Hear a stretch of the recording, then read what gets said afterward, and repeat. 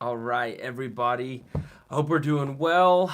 It's 2019. It's actually my first video back for 2019. I've had some other stuff going. Been planning some more stuff for you guys, and yeah, so it's kind of crazy. So I'm getting back going. I'm gonna try to do one video a week for you guys, at least catch up throughout the week, and then some short videos throughout the week. So let's go ahead and recap 2019. It's already nuts. Trumpy Bear is going a little wild. Okay, so let's go ahead and recap. We're in the longest ever government shutdown. I'm kind of a fan. I don't notice anything different. I still go to work every single day. I wake up, hear the birds chirping. It's great. Not a huge fan of the federal government. Neither were the founding fathers, especially the powers that they currently have right now. But all right, let's go ahead and do a recap. So Donald Trump is pretty much holding the rest of the federal government hostage because of the wall. He wants $5 billion, even though it's estimated it's probably going to cost $20 billion, but it's pretty much kind of a down payment on the wall. Let's go into a few numbers. People actually walking into the company, I'm sorry, people actually walking into this country is going to be the majority, apparently. I'm still finding some studies.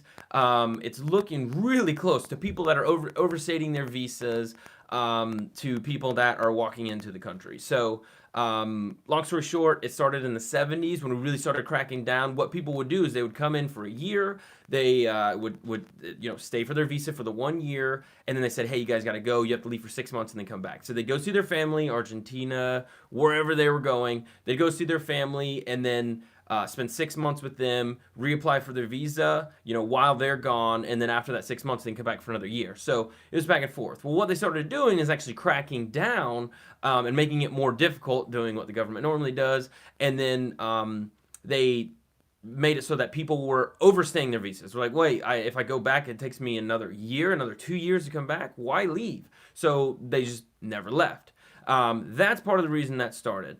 So now the wall is supposed to help. We do have over 800 miles of completely unfenced, unwalled border. And is it a bad thing? That's up to you. I don't think it's going to hurt, especially since, illegal immigration in general costs us about $116 billion a year in our taxpayer money.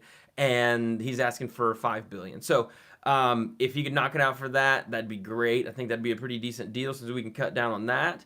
But right now, it's more of an ideal. They're just trying to fight him in general. Okay, so part of that government shutdown right now, we're coming toward the end of January 2019. Right now, over 35,000 federal employees have applied for unemployment. Okay, so that's kind of telling you right there. They're not getting paid. Our Coast Guard's going out there not getting paid. So I don't understand how the non-essential, I don't understand how some of that works, to be honest. How some of these people are non-essential when it comes to our Coast Guard. I mean, that's our military. It's another branch.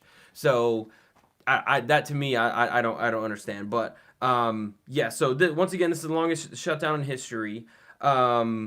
Let's go ahead and talk about the markets, okay? The markets have been pretty wild already in January. So just so you know, a lot of traders, they base how the market's gonna go the beginning of every cycle. So if we're talking about a week, they determine if Monday is good, then the rest of the week's going to be good. They say if January of the year is going to be good, the rest of the year is going to be good. That's how a lot of traders look at it. And there's some sentiment, and there are actually a few charts kind of show that. Well, we're actually doing pretty good in January, which is scary because of everything that happened at the end of 2018.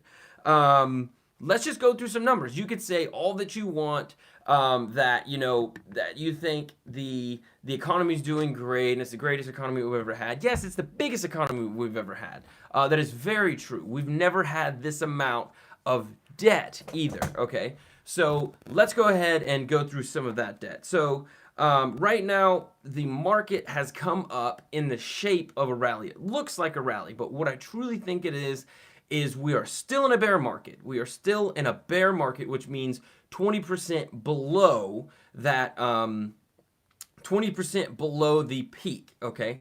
So yes, now we're above that bear market, but the idea is the market's actually still here. It's just that sentiment. Where I mean, we're going up on the slightest news. Truly chasing the Federal Reserve. I've been talking about this for months now. We're truly chasing the Federal Reserve, and it's insane. You can almost guarantee that. So we went over before if they're being hawkish or dovish. So hawkish is, oh, we're gonna raise rates. Dovish is, no, we're gonna settle off. They've already said it's at 2.5% right now. Okay, remember how if you go back into the mortgage video, how I said that we have a housing bubble, and right now there are papers, newspapers coming out with articles saying that about how often a city is the market is going down in a particular city. Some of the biggest cities in the U.S. Okay, sorry, I was having kind of trouble there. So right now we're seeing a correction in the upside. It's actually supposed to be going down, but it's going up. It will be going back down. I truly do believe that because the fundamentals aren't there. Every single month, we keep saying we have this big economy, and these retail stores are filing for bankruptcy. We might, as taxpayers, we might end up taking the bill, footing the bill for Sears. Sears, they had a pension plan, and it failed because they didn't manage the money properly. They have, I forget how many thousands, it's like 90,000 employees that either are on the pension plan or going to be on the pension plan, and we as taxpayers are most likely going to be bailing them out, which is insane. So tons of retail stores are going under. Okay, this stuff is going wild. So let's see. Let's get okay. So when we're getting into numbers, remember I just mentioned that we're getting into the numbers. So we're getting to the numbers. AmericanBanker.com, okay? They said that consumer debt is at an all-time high at over $13 trillion. Now, this was the middle of last year, okay? It was over $13 trillion. Remember, what was the financial crisis about in 2008? It was about debt. It was about bad debt. They always said the housing market always goes up. So as soon as the Federal Reserve, they did lower interest rates, then the rest of the government, they're doing everything they could so that people can buy a house, and it was American dream, and that's what Bush pushed for over and over. And then we find out that it's hot garbage, is a huge bubble, and people lost their life savings. People with $1 million IRAs because their money was in the market. The housing bubble fell. There are tons of industries that are on these exchanges that have to do with the housing market. They all suffered as well. People went from $1 million to $500,000. Think about that. You have your life planned all this whole way to live off of this $1 million because you could do this, and then it's cut in half. You think they retired? Most likely not. They kept working, and maybe just now recently retired. Just that's most likely what they're probably just not recently retired at these highs. Okay, so let's go into this now. Okay, that's at 13 trillion. Savings is down. Okay, savings is down by 2.4%. Savings. People are saving less money than they were in 2000. So it's worse than before the 2008 financial crisis. Think about this, people. Like, I am not spitting doom and gloom here. I'm literally showing facts. Please look it up. It's on AmericanBanker.com. I find that this is so crazy. I don't want to be seen as, the bubble boy or the, doom and gloom when it comes to the market.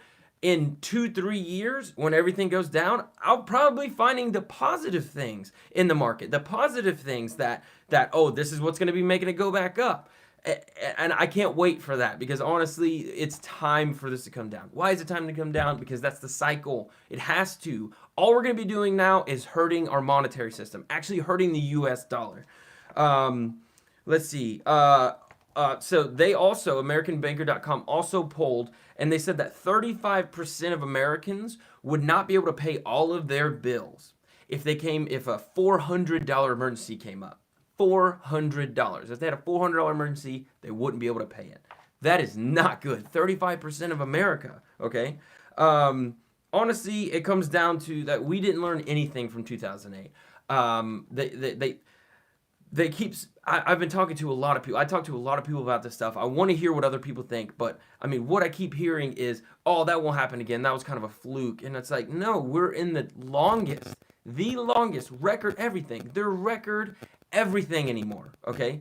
Is record high, record low in the market, record high real estate. Yes, these houses are more expensive now than they were in 2008, which was the bubble. But now it's not a bubble. See, this stuff I don't understand. Now let's also go. I'm actually going to be doing another video that's talking about what the Federal Reserve is doing, and I'm also going to be doing a few more. I'm going to go ahead and cut it here. I think 10 minutes is about enough. Thank you guys so much for watching. I really do. I enjoy the feedback that I get from you guys. I'm doing this for you. If you guys have any questions, or if you guys want to hear me talk about a certain topic, like maybe you hear it on the radio or on TV and you're not exactly sure what it is, I might either have an idea or might be able to do some research on that for you guys. So thank you very much. If you like this and this helped you at all, please hit the like button for this video and subscribe to the channel. So